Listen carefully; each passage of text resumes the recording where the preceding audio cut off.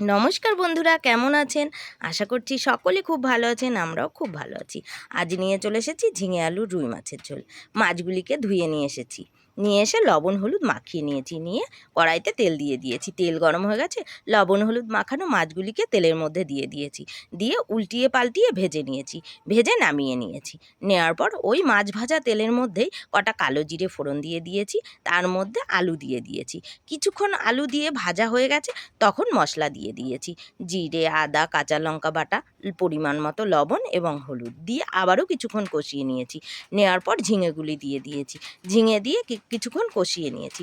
কষানোর মাঝে কটা চেরা কাঁচা লঙ্কা দিয়ে দিয়েছি, দিয়ে আবারও কিছুক্ষণ কষিয়ে নিয়েছি, নিয়ে পরিমাণ মতো জল দিয়ে দিয়েছি।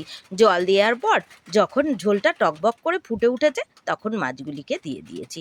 মাছগুলি দেওয়ার পর 10 মিনিট ফুটেছে।